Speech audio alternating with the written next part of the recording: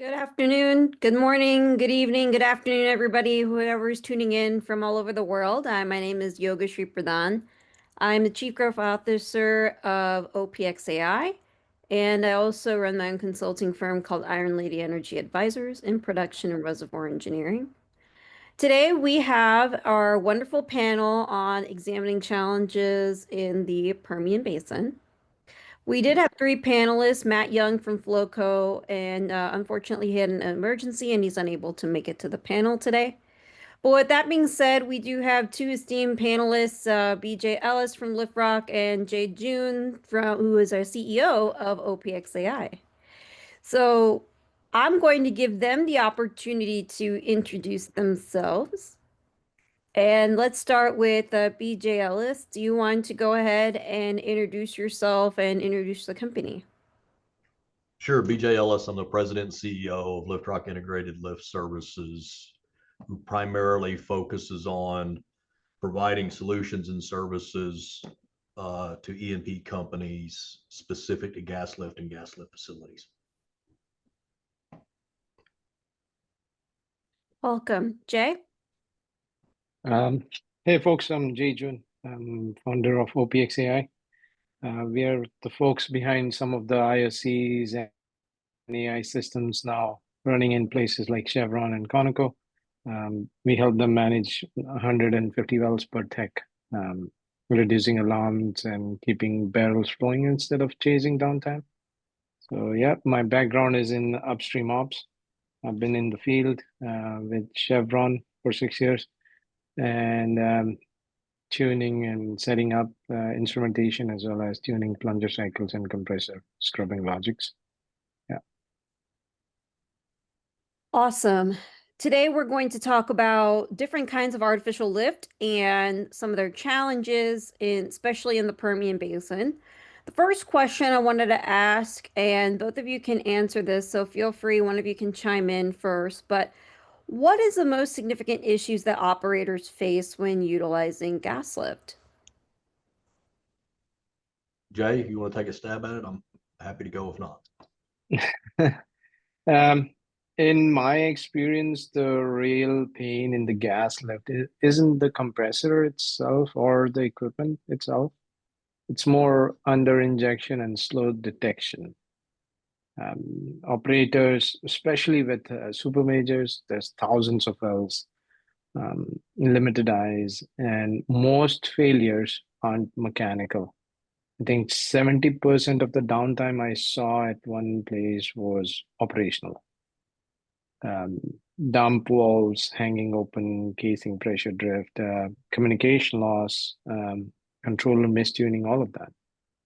So in my experience, we have tried to identify those patterns as much with the machines as we can.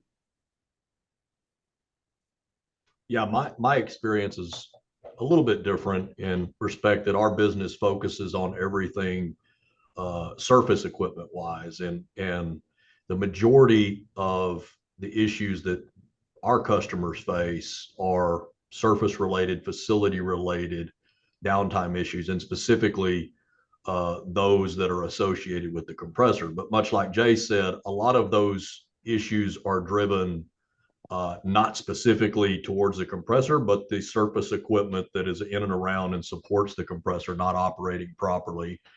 And the 70% that he noted is exactly what our field data illustrates. And I think probably one of the most important things when operators elect to do gas lift and they're looking for a gas lift service provider is to find one that focuses both on operational and mechanical downtime solutions. A lot of rental compression companies only focus on mechanical downtime because that's what their contracts are written towards. And 70% of the downtime is operational. So I think for operators, finding the right partner that in a service company and a rental compression service company that focuses both on providing solutions around both mechanical and operation sets them up for the best success. It's great to see that kind of alignment that, yeah, there a lot of the downtime is operational, and it's great to hear those different perspectives of where that downtime or where that source is coming from. So thank you for both of y'all's perspectives. Mhm. I wanted to go ahead and take a shift and talk to you, BJ, on your journey, especially with LiftRock. So, what motivated LiftRock to develop the Maximizer skid? Well, so keep in mind that LiftRock's mother company, that I'm also the CEO of, Flat Rock Gas Lift Compression Technologies, also has a rental compression company. So, one of our biggest downtime drivers and operating expense drivers is that operational downtime, that 70% we spoke about. So, rather than taking the approach of um, telling our customers that operational downtime's on you guys, call us when you get it fixed. We just take a proactive approach in looking at both mechanical and operational downtime and developing solutions around that. And that's exactly what led to the Maximizer development. Our own experience with our rental compression fleet yielded that if we provided a solution, then we could therefore lower our operating expenses and ultimately give the customer what they want, which is uptime, regardless of it being downtime, regardless of it being operational or mechanically driven. Awesome. Jay, and I'm going to pivot to you to a specific question for you. It's more of what have been some of the experience you've had multi-basin experience, like you've worked in Canada, and I was curious to know from your multi-basin experience, what have been some of the common themes of like that could be applied in the Permian in production optimization? I was reading through what LiftRock's maximizer is, and kudos to you, BJ. The maximizer is solid. Um, of what I have seen, it fixes a ton of facility side inefficiencies, um, scrubber management, dump valve function, or liquid handling. Mhm. And what we have been trying over the years is we plug in upstream of that. We read the well behavior leading into those facilities. We try to detect under injection or liquid loading patterns few hours before they show up as a shutdown event. So I think that's where everyone is lacking. Everyone is losing, whether it's production, whether it's lease operators or compression providers. We imagine marrying this, what you guys have developed, the mechanical reliability it brings with some operational foresight. That's how you keep production flat. And now emissions low across the whole lift system, Mhm. right? Awesome. Now I have a general question for both of y'all. It could be, it's relating to emissions reduction, actually, is one of the bigger challenges in the Permian. All eyes are in the Permian when it comes to methane reduction, and all roads lead to the Permian when it comes to solution for methane reduction. And one of the solutions have been on electrification. So I would like to know from the horse's mouth or from both of you, can electrification of lift systems significantly reduce emissions? Yeah, I'll start with that one. Specifically as it relates to um, electric motor driven gas lift compression, it absolutely can yield a much lower emissions profile where reliable grids, shore power exist. And the reason that I point that out is because inherently an engine has uh, it is a much higher maintenance requirement than electric motor driven, and as a result, that drives a lot more downtime. And every time there's a downtime event on a compressor before it's restarted, it has to be depressured, and typically that's to the atmosphere, and that is a methane emission source that is constantly going to the atmosphere every time the unit goes down. On top of that, obviously, you don't have a CO2 emissions profile on an electric motor driven unit as you do on an engine driven unit that's running 24 hours a day, 7 days a week. So those two things combined yeah, I do think it can have a positive impact, both from an emissions profile and from our customers' perspective as well, the revenue profile of these facilities. I would say it definitely helps. We've seen EMDs give cleaner control, fewer load swings, and better runtime. But I think another piece is coupling that with measurement intelligence, like a system that tracks gas balance at well level or the pad level, injection versus vent versus recycle. So you can actually prove your methane intensity and carbon reduction. And now more than most, it's not ESG fluff. The the data regulators and investors are already using per BOE. It matters a lot. So electrification, I believe, truly helps. Excellent. Now, BJ, I want to go back to you in terms of like the success of Maximizer. Mhm. And I was curious to know that how were you able to achieve an 89% reduction in compressor shutdown? I mean, an OPX Ai, for example, the objective is to identify like when before anything shuts down, but as the preventative measure. But how were you able to uh, reduce that by 89%? Well, the majority of downtime at gas lift facilities, and specifically with compression, is related to liquids, whether it's in train liquids in the gas stream coming into the facility, or whether it's from liquids that are being generated through the process of compression, the liquids that fall out through that process. The Maximizer skid was specifically designed to eliminate those type of shutdown events. So with the skid comes equipped with adequate inlet separation to take care of those in-train liquids ahead of the compressor, number one. But probably the biggest one being the liquid handling of the process scrubbers on the compressor, the liquids that fall out through the compression process.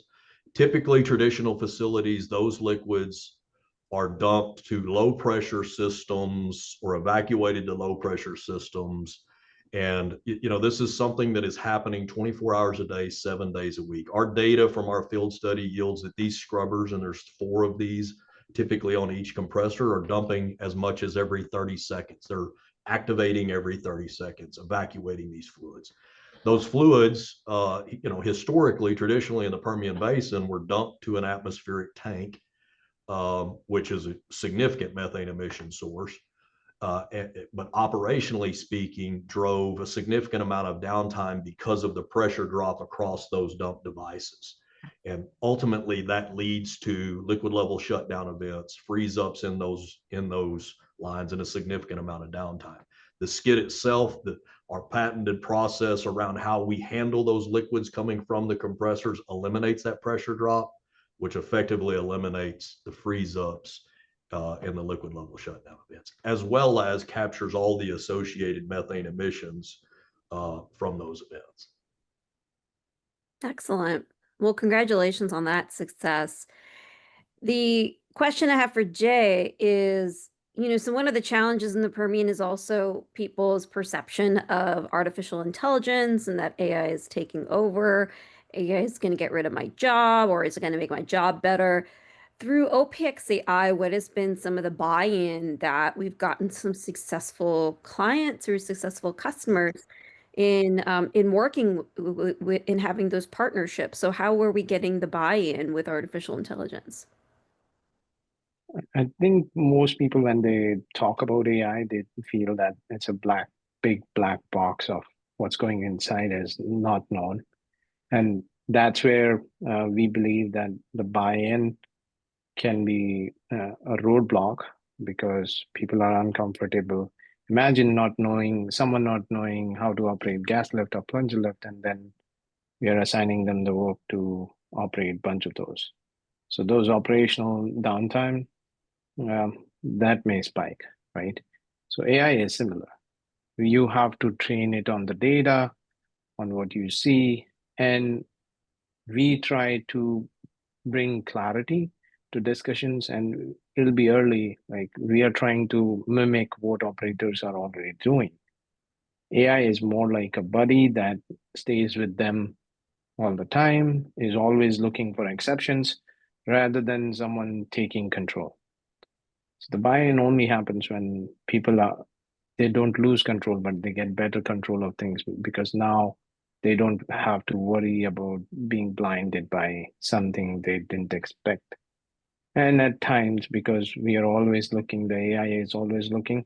Now you're getting an event at 4 p.m. rather than a call out at 2 a.m. At night, right? So you don't have to drive to the site. Even if you're going to the site at any point, you just get a snapshot of what's happening at that very moment. So you understanding what went before, what can happen after you leave the site, that's very difficult, right? So that's how we are getting some buy-in, because it's getting hard to operate as well. Capturing methane is one thing, but proving it, measuring it, doing all of those things together while making sure you stay afloat in this environment, that's difficult. Right. So my question now pivots to BJ. You had a study on $20 million in added oil revenue. And I was curious about that how much was that due to avoiding under injection? Well, let me first kind of highlight from a high level that study. We looked at 77 gas lift compressors operating in our own fleet where maximizers or skids were not present, and compared those to 77 gas lift compressors where maximizers were present. And we measured the downtime through telemetry. And ultimately, that study, as you pointed out, yielded right at $20 million, year-long study of additional oil revenue for those facilities that had maximizer skids because of the elimination of the downtime. To answer your question specifically and to point out something Jay spoke to earlier, under injection has a significant impact on oil production. And as I mentioned, those scrubbers earlier and the frequency at which they're evacuating liquids off the compressors, excuse me, though of the $20 million in savings, $12.5 million of that was our ability, because of the patented process that we have on the skid, through remote monitoring and telemetry, to identify a leaking or stuck dump valve event within 5 minutes of it occurring, in comparison to a manual field operation where you typically will have an operator at that facility once, if in most cases every 24 hours, to identify that manually. With the skid, we have the ability to recognize that within 5 minutes of it occurring. So eliminating that time is ultimately what yielded that $12.5 million in, if you will, in uptime in production. Awesome. It's always good to add the revenue or add the dollar amount to any kind of production solution. So it's really good to get that tangible, to hear that tangible amount. And I love that field scale of savings, or of the revenue. Jay, a specific question for you is that what are the biggest integration hurdles when deploying OPX Ai's lift optimization tools across legacy field infrastructure in the Permian? A lot of legacy field, they don't even have electricity at the site, or any sensors at the site. So initially that was a big hurdle. But again, then when you go to mid-level or super majors, sometimes you find that they have done acquisitions, and the acquisitions come with their own programming. So the programming is different for everyone. And then imagine integrating those pieces together. So you might have at times, I can tell you one super major we worked with, they had 150 unconventional wells, and they had 4 different SCADA systems continuously operating.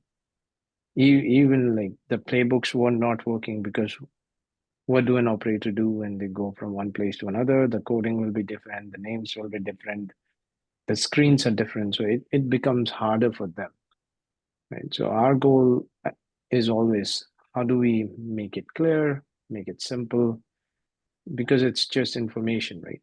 Any kind of screen that you're watching, any HMI, how do we standardize it? Do we make people comfortable about it?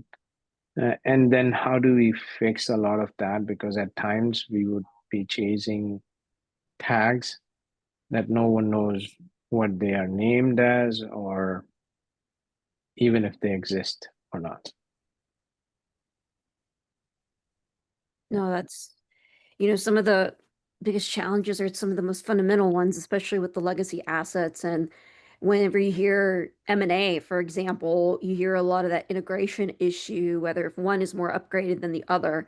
So it sounds like it's a non-unique kind of problem as well, even through with OPX AI with the integration and even having a SCADA system or having a SCADA system to begin with. Now, I do have a question for you, BJ, just pivoting back to you. You mentioned about the $20 million revenue. Was curious to know about how consistent are these economics in the Permian? Is this a one-hit wonder? No, I would tell you that although most of that field study that was conducted was in the Midland Basin, um, but our Delaware Basin assets have yielded effectively the same results. Those results, just to give you an idea, if we're leasing that skid to the end user, is anywhere from as low as 5x to as high as 11x. That's what the field study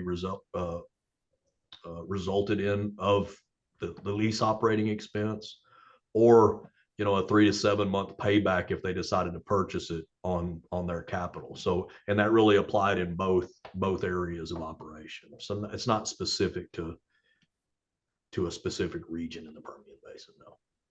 Oh no, that's very reassuring. Just to hear that consistency in the revenue generation is very promising to hear regarding Maximizer and regarding some of the work that your team is doing. So that's awesome. Jay, I'm going to pivot to you, and I was just curious about OPX AI like validating lift recommendations against what operators' data sets are or field trial outcomes. So I'm curious to know with lift recommendations that OPX AI would give based on the model, and then based on operators' traditional strategy. I think, and BJ might agree, like artificial lift optimization, it used to be an art.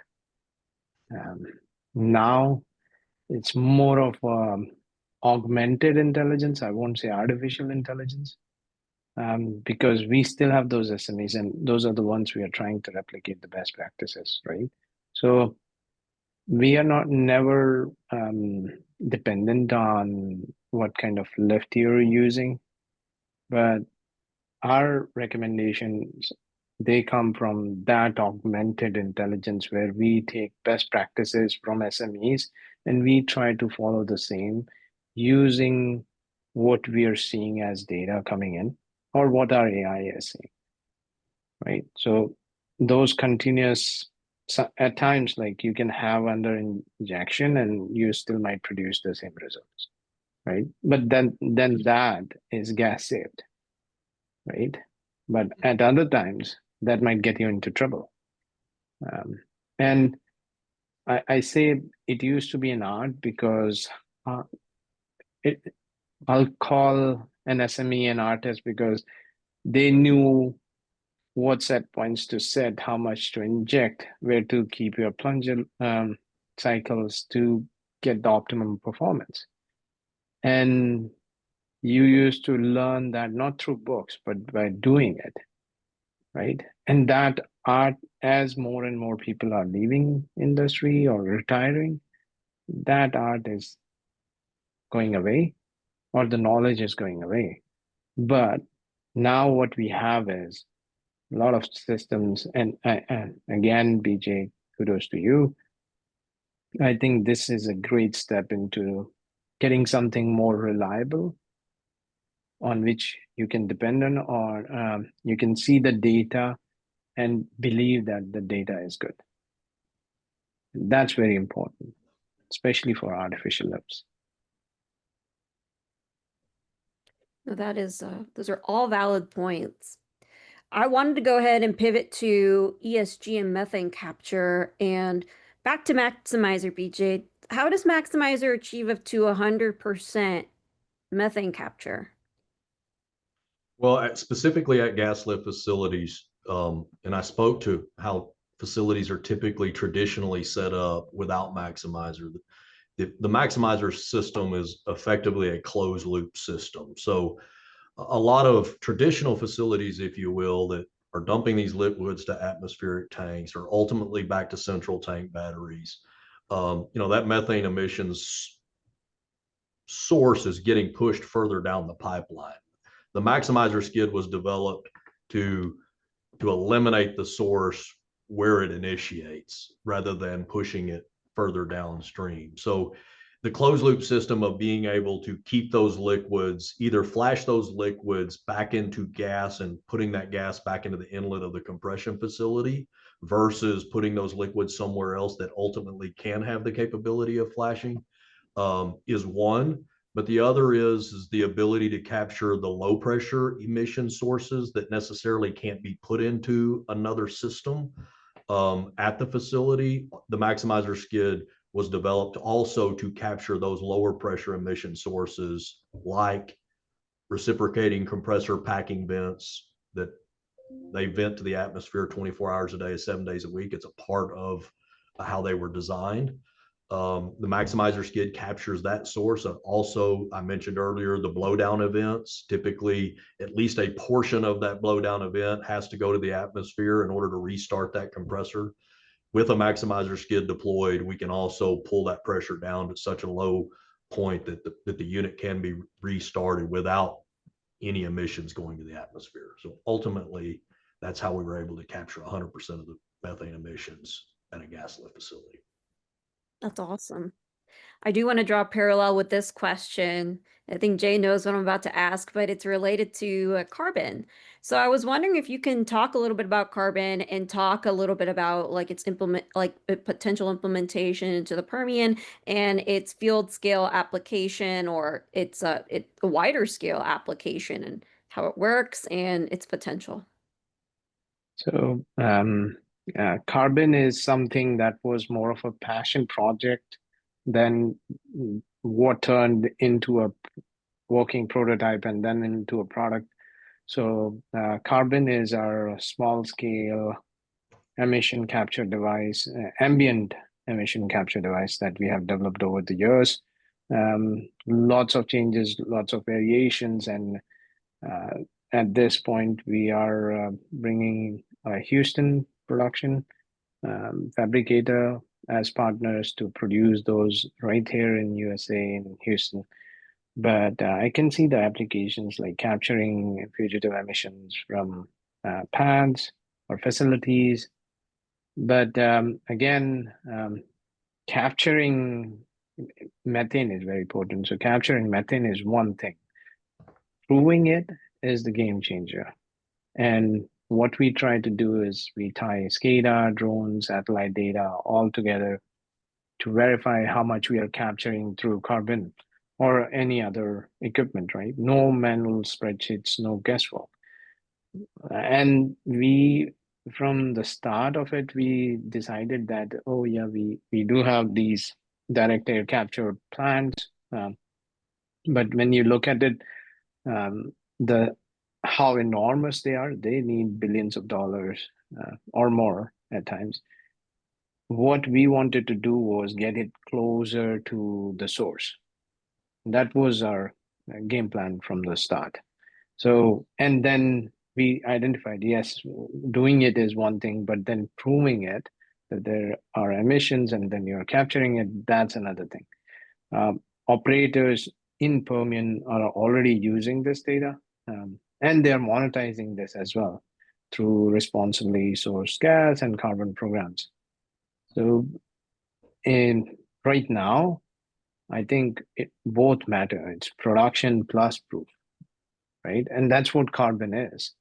It's quantifiable proof of how much of what you're capturing, right? And how close can you get? Like you can have a direct air capture facility, and like we do have one, but if um, carbon is really light, and if it goes into stratosphere, you can have the biggest fan in the world, and it's still not coming back, and it won't be efficient, right? So that's why we try to get closer and closer. Awesome.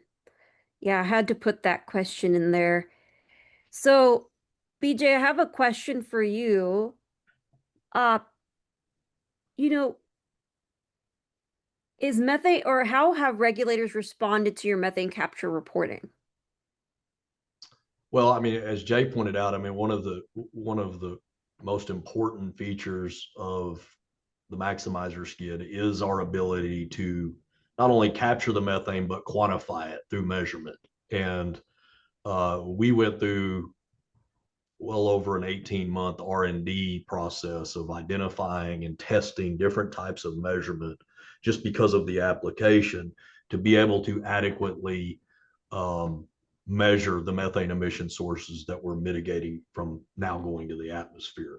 I would say overall, the environmental departments with the customers that we deal with have openly adopted our methane capture capabilities and the associated methane capture reporting functionality of the skid. So every month, a customer that is leasing and or purchases a maximizer skid, they effectively get an ROI report that shows them the amount of methane we captured per day, what that looks like based off of the actual content of the gas stream, and identifying how many hazardous air pollutants and and VOCs that we mitigated from going to the atmosphere. And thus far, I can say that all of our customers have widely adopted those reports.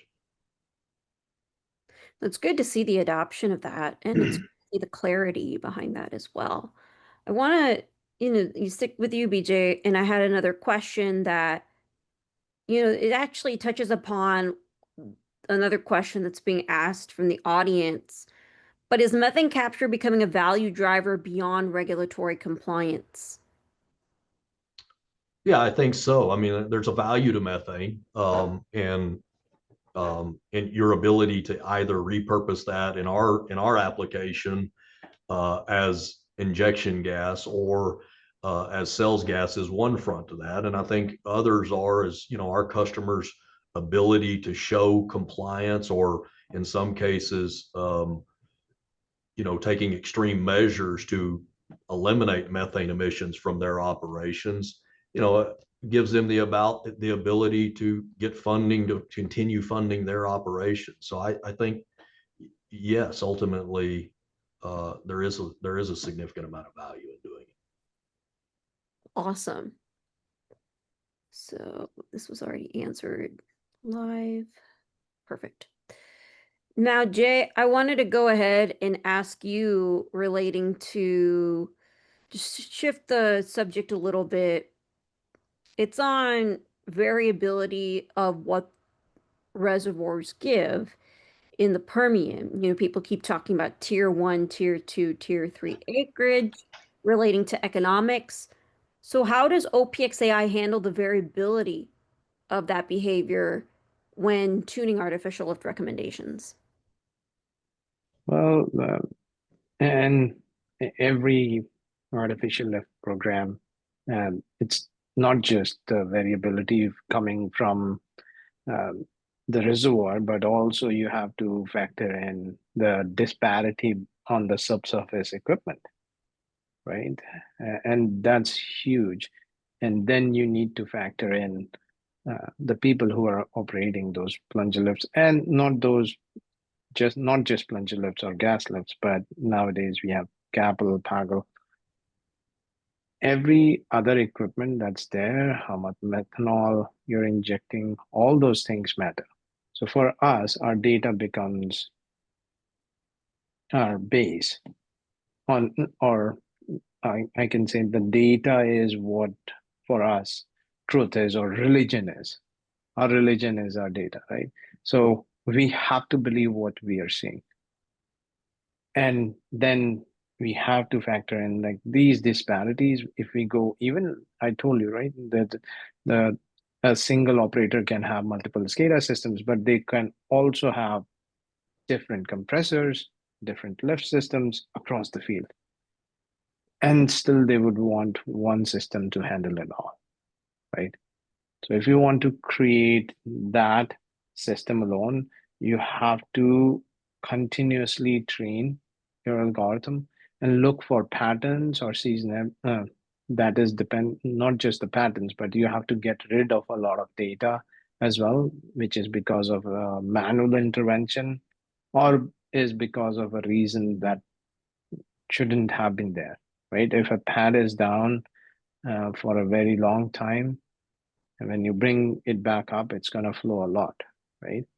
So you can't say like, oh, this is the base of this pad, that it's going to flow a lot or produce a lot of BOEs every day.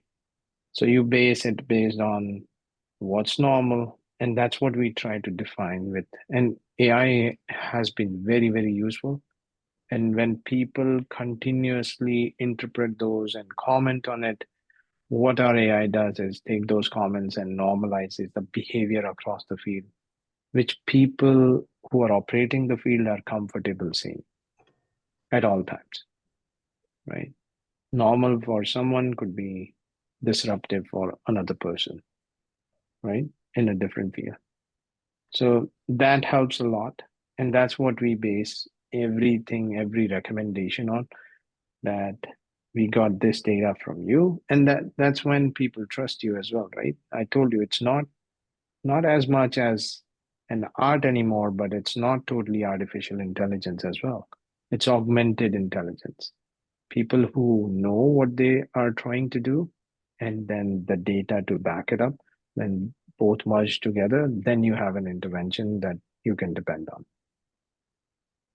Awesome. Jay, I do want to stick with you on this next question. And it's related to, so we hear in the tech world about minimum viable product.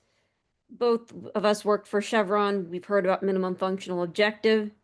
So now, going on that theme, what is the minimum viable data set for OPX Ai to deliver actionable insights? And then how do you handle the data sparsity in marginal wells? Data sparsity is bad for an AI, which you're trying to train. So I'll give you like AI is like a baby that you're trying to raise, you're trying to train them, right?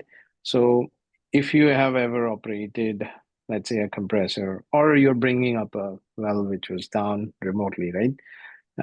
Imagine you pushing the button and then waiting and waiting and waiting for it to come back up. And then you're waiting again to see what, like when it came back up, what actually happened, right? So it's going to continuously delay your intervention. And you as a human are much more, I'll say, like years of experience. You're very comfortable at making changes. But if you're not seeing data yourself, um, you are going to create an incident, right? Or make a bad decision based on because you didn't see good data. AI is not different than that, right? It's like driving a car. Imagine you're turning the steering and the car is not responding. And then you have left the steering and now it responds. So how will be that drive? Nice. Well, we do have 20 minutes left on our panel, so I wanted to open it up for some of our questions. We do have some questions from our audience or from our attendees. So I think this is something that, yeah, this is relating to BJ's question or BJ's background, but why do you think operators sometimes tend to mistakenly overlook good solutions to mitigate compressor downtime issues? Oh, got to be careful of how I answer this. I think it's twofold. I think, the industry inherently has a habit of doing things the way they've always done things. And any new technology or any new process, even though it may make all the sense in the world, until you get adoption, is can can can be a significant challenge. Um, yeah, I mean, I think that's probably the uh, really focused on, as it relates to rental equipment. And this applies both to rental compression and or the maximizer skid for customers who tend to rent. They're hyper focused on reoccurring lease operating expenses and keeping those as low as they can in their operations. And I think sometimes what is missed is looking, when you're just solely focused on expense, you lose sight of the return on investment. And I think it is why we conducted the field study that we did, and it's why we continue to do those field studies. It's why we invested in the measurement, because you have to prove out that return on investment, especially in a new product that is different than the way things have always been done. So I think it's twofold, and we're starting to see a shift. For example, in methane emissions, a lot of times methane emission solutions add complexity to operations, and we specifically designed the maximizer skid to make operations more efficient, and and and the value for the customer really comes from, the majority of the value comes from eliminating that downtime, and all the methane emissions benefits are kind of icing on the cake. So it really is proving out your worth, and the value of whatever you have to offer is the biggest challenge to overcome. Got it. So Jay, this question might be for you. Do you think AI is inevitable when it comes to develop any automated production optimization technology?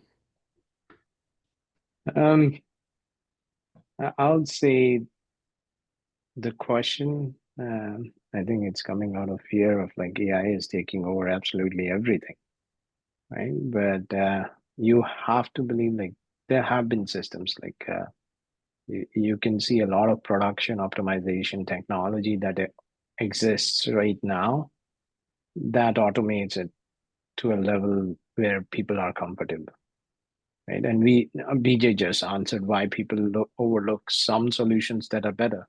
I think key point in that is people have to be comfortable working with something that they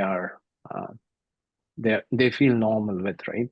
A lot of good solutions they go unsold, or a lot of good things they don't exist right now because in this moment in time people are not comfortable with it. So if you owned a bunch of wells, let's say in South Texas or anywhere in the world, and someone came in and said, hey, we have an AI that can absolutely take over everything and optimize the production for you, would you give it the keys to your sites? That should be the question as well. Like, are you comfortable? Because AI is nothing but statistics, and statistics are more about probability of something happening. So AI does that for us. It comes back with recommendation based on what are the chances of something happening. As we add more and more variables, more and more conditions, we become more and more confident in that AI, right? So it is coming, but it'll take time. Ooh, you just got a question, BJ. What does the maximizer skid have to offer that other similar technologies don't? Why would operators choose the maximizer? Now that's an easy one for me to answer. As I pointed out earlier, if your focus is on a methane emissions mitigation product, then the maximizer definitely executes on that as it relates to methane emission sources at gas lift facilities. But again, simultaneously, if you're focused on incremental revenue and lost production, it accomplishes that as well. So I think, from both of those fronts, that is what really separates it from other methane emissions sources. What we see a lot of is methane emissions detection devices, but not really solutions, right? I would say in most cases, most operators know where their methane emission sources are. It's a matter of, for us, our approach was taking our knowledge base in the industry and developing a product that yields both incremental value to the operator in uptime and production while simultaneously taking care of those methane emission sources. And I think that's what differentiates the product. That's awesome. I think this is the question that tops off or that wraps up for both of you. And I think this is like the question that a lot of people do have. The question in the Q&A chat is referring to geologists specifically, but I think this goes for petroleum engineers or this goes for a wider career set. So what advice could you give for a young professional planning to go into oil and gas? I would say get as much field experience as you possibly can. Boots on the ground, understanding the products, understanding the challenges, because regardless of which profession you go into in the industry, that's probably one of the most valuable resources that you can have when you're developing solutions in whatever job function that you have. I think that's probably the most important. Awesome. Jay? Yeah, same as BJ. Get into the field, get your hands dirty. You'll learn a lot more. It's more about working with people than actually being comfortable with technology. That's true. I mean, so from personal experience, I pushed for having a field experience in my like internships in college. And I I will be honest with you, a lot of recruiters were wanting to put me in the office because I was a woman, because I'm a woman. Mm. And they were asking me, "Are you sure you want to be in the field?" Because we strongly encourage people to be in the field to start out their career in the field. And I had to show a lot of enthusiasm that yes, I do want to be in the field. So I strongly suggest people to start their career off in the field to get as much field experience as possible. It is a relationship based industry for sure. It is about how you work with people, how you earn trust, how you influence. A title does not mean that you have influence. So I strongly suggest that you guys get as much field experience as possible and like raise your hand and say that you want to go to the field. Well, yeah, there's no other questions in the Q&A. I'm just gonna give like 3 seconds for people to type up something in the Q&A if there's anybody that wants to type up anything. Going once, going twice. Well, I think that completes our panel session. Thank you so much, Jay. Thank you so much, BJ, for your insightful, like just for your insight and just for like interpreting all the data that we've been seeing in the Permian, all the things that we've been hearing about in the Permian, all the challenges that we have with respect to artificial lift in the Permian. And I mean, just based on the reactions or the emoji reactions I'm getting from Zoom, it sounds like it's been a very enjoyable and informative panel. Very positively received.